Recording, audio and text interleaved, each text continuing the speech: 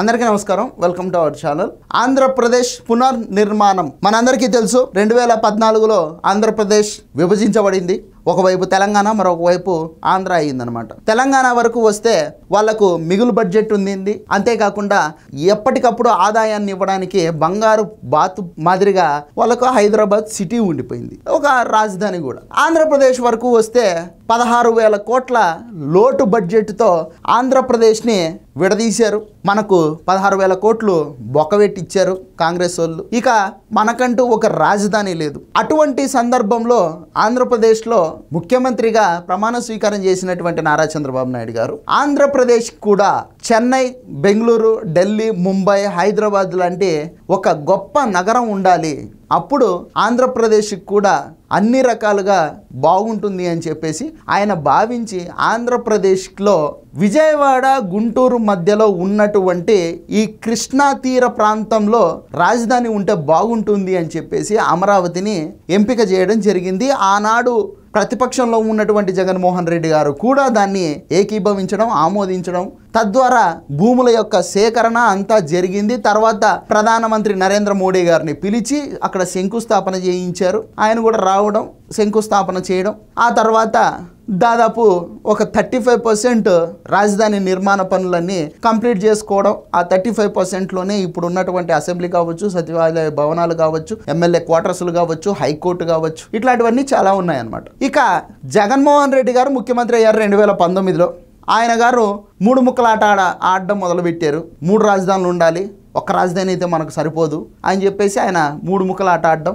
అటు రాయలసీమలోను, ఇటు ఉత్తరాంధ్రలోను, ఇటు కోస్తా ఆంధ్రలోను 3 చోట్ల కూడా ఈ 3 ముక్కల ఆట గురించి ఆయన పెద్ద ఎత్తున ప్రచారం చేసుకొని చేతులు కాల్చుకోవడం కూడా జరిగిందనమాట.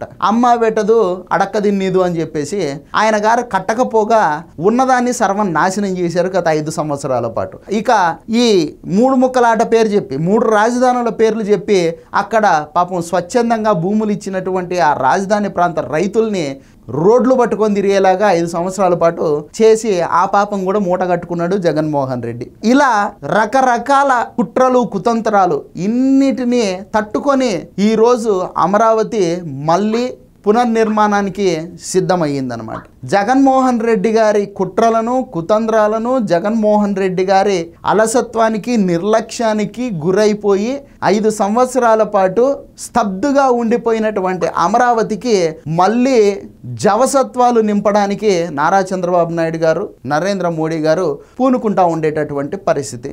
ఇక రాజధాని నిర్మాణం కోసం కేంద్రం కూడా తన వంతు సాయం 100కు 100% చేస్తూ ఉందన్నమాట. ఇక ఏదైతే ఈ వరల్డ్ బ్యాంక్ నుంచి ఈ అమరావతి రాజధాని నిర్మాణానికి నిధులు ఇస్తా ఉన్నాయో వాటికి కూడా షూరిటీ సెంట్రల్ గవర్నమెంట్నే ఇస్తూ ఉంది. సో మనకు పోలవరానికి సంబంధించి కావచ్చు, అమరావతికి సంబంధించి కావచ్చు, సెంట్రల్ గవర్నమెంట్ తన వంతు సాయాన్ని కంప్లీట్గా 100కు 100% చేస్తూ ఉండేటటువంటి పరిస్థితి. ఇక మే 2వ తేదీన ఆంధ్రప్రదేశ్కి ప్రధానమంత్రి నరేంద్ర మోడీ గారు రాబోతూ ఉన్నారు. కారణం ఏంటి అంటే అమరావతి పునర్నిర్మాణ కార్యక్రమానికి ఆయన రాబోతూ ఉన్నారనమాట. మళ్ళీ శంకుస్థాపన చేస్తూ ఉన్నారు, రీఫౌండేషన్ అనమాట. సో మళ్ళీ శంకుస్థాపన చేస్తూ ఉన్నారు. ఈసారి గట్టిగా దిష్టి తీసి మంచి మనసుతో శంకుస్థాపన జరిగితే అమరావతి నిర్మాణం ఎటువంటి ఆటంకాలు లేకుండా అలా సాఫీగా జరిగిపోతూ ఉంటుంది. ఇక దానికి సంబంధించి ప్రధాని పర్యటనకు పక్కా ఏర్పాట్లు చేశామని చెప్పేసి రాష్ట్ర అధికారులు కూడా చెప్తా ఉండేటటువంటి పరిస్థితి. జగన్ ప్రభుత్వంలో కుట్రలతో ఇబ్బందులు పడింది అమరావతి. గత ప్రభుత్వ రాక్షస పాలనలో 3 రాజధానుల వ్యవహారంతో ఎంతోమంది మనోభావాలు దెబ్బతీశారు. అమరావతి కోసం ఎవరు చేయనటువంటి త్యాగాన్ని రైతులు చేశారు. భూములు ఇచ్చిన మహిళా రైతులు రాజధాని కోసం పోరాడుతుంటే వాళ్ళను బూట్లతో తన్నించినటువంటి పాపిస్టి పాలకుడు ఎవరైనా ఉన్నారంటే అది జగన్మోహన్ రెడ్డి మాత్రమే అని ఇక చెప్పారు.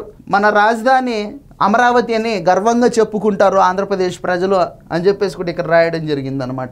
ఇక ప్రధానమంత్రి గారి ఈ ట్రిప్ ఏదైతే ఉందో దాన్ని నరేంద్ర మోడీ గారు మే 2వ తేదీన రాబోతూ ఉన్నారు ఆంధ్రప్రదేశ్ రాష్ట్రానికి. ప్రధాని గన్నవరం విమానాశ్రయం నుంచి అమరావతికి చేరుకుంటారు. సుమారు 770 మంది పోలీసులు 30 రకాల విధులు నిర్వహించనున్నారు. ఈ సందర్భంగా వాసంశెట్టి సుభాష్ గారు మాట్లాడుతూ ప్రధాని సభకు వచ్చే ప్రజలకు ఆహారం, తాగునీరు, వైద్య శిబిరాలు అన్నిటినీ అందుబాటులో ఉంచుతాం. ఎక్కడ కూడా అవాంఛనీయమైనటువంటి ఘటనలు జరగకుండా చర్యలు తీసుకుంటాం. అని చెప్పేసి కూడా వాళ్ళు చెప్పడం జరిగిందనమాట. సో ఫైనల్గా ఏంటి అంటే కనుక వెల్కమ్ టు ఆంధ్రప్రదేశ్ నరేంద్ర మోడీ గారు. సో ఇది వీడియో. ఈ వీడియో నచ్చితే లైక్ చేయండి, సబ్స్క్రైబ్ చేయండి, షేర్ చేయడం మాత్రం మర్చిపోద్దు. Thank you.